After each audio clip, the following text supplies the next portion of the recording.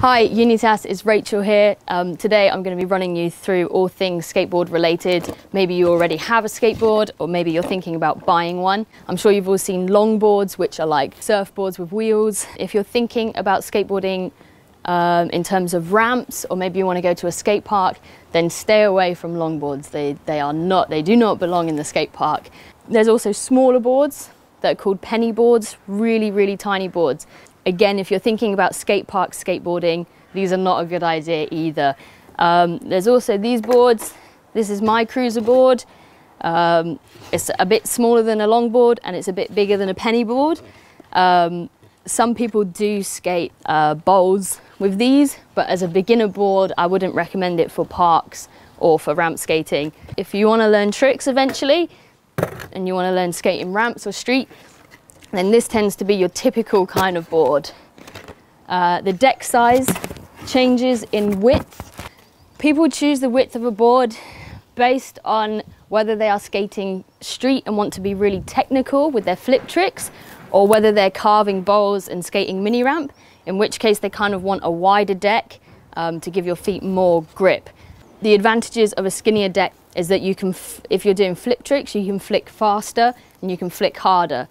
Some people think it's to do with your shoe size, other people think it's to do with your height, but it's all down to preference really. So when you get a deck, you want to put grip tape on the skateboard, and this is basically so your feet have something to grip on. I really don't think you can go wrong with which brand of grip tape you choose. If it's on a skateboard shop site, as most of them are, then you can't really go wrong. So then coming to the inside of a board, you've got these, which are your trucks. This piece of metal basically is what holds your wheels on, and it's screwed in 4 places to the board on both ends. So I've got a few trucks here. I've always gone independent, but they're incredibly expensive. You can have some cheaper alternatives, which are just as good. This one here is called Enough Skateboards. I'll talk about them a lot in this video because they're really affordable, but quality. Another good brand that won't break the bank, which is probably around £10 or £15 each for a truck, is a brand called Fracture Skateboards.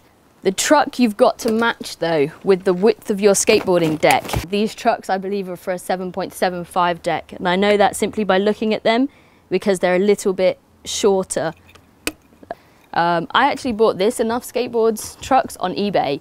eBay is great for secondhand stuff. Or maybe someone's bought, like these are brand new, maybe someone bought them and they're the wrong size, so they're listing them on eBay. So you can grab a lot of bargains on eBay. And Enough do complete setups for probably around £30–40. Other brands such as Rocket Skateboards are quite good in price, and you can get complete Fracture setups as well. Some people buy, like I think even I bought my first skateboard from like Sports Direct, and it was terrible. Every deck has what they call a concave, so that when your foot flicks off to do a kick flip, you kind of get more grip because it's sticking out towards your foot, and your nose tends to be a bit longer than the tail. I've noticed that really cheap sports shop boards don't have this concave, they just seem to be completely flat. And this means it's harder for you to learn tricks. If you were just to spend a little bit more money, I think you'd feel the difference and you'd learn much quicker and probably be a bit safer as well. Bolts are what will attach your trucks. I don't see why anyone should spend more than a couple of pounds on bolts. So let's talk about wheels for a bit. You got different sizes with wheels. Mine have worn down a bit. This was a 53mm diameter wheel, and it's really hard. My advice is don't buy a wheel just because you like the picture on it, because as you can see with this wheel, the picture is not going to last very long. Hard wheels are good for street skating and kind of a bit of an all-rounder. I can skate mini ramp with them. Bigger than mini ramp and bowl skating, then they do recommend a bigger wheel, and they recommend a slightly softer wheel than these. Any of your complete setups, like starter skateboards, will be perfect for trying everything. And then if you feel like you really prefer mini ramp or you prefer bowl skating, then you can start to tailor in that aspect to your board further down the line. But for now, going standard on pretty much every size is a pretty good idea. Inside the wheels, you have bearings. Bearings are what makes the wheel go round. Again, they range in price. I tend to always get the cheapest because if you buy really expensive bearings, then you really have to look after them and you have to clean them. Anything with a wheel needs a bearing. So again, if you go on eBay from China and things like that, you can literally buy a pack of bearings like this for, again, I think I spent a couple of pounds on these. They've got like an ABEC rating on them. This says ABEC 7, and I think that's a good standard kind of speed to have. It's really sensible to wear and pad up now. I've been doing it because we're in kind of a crisis with the NHS, so it seems a bit silly to hurt yourself unnecessary. If you can take precautions to not hurt yourself, then I've even started wearing a helmet on my ramp. My ramp's only 2 foot.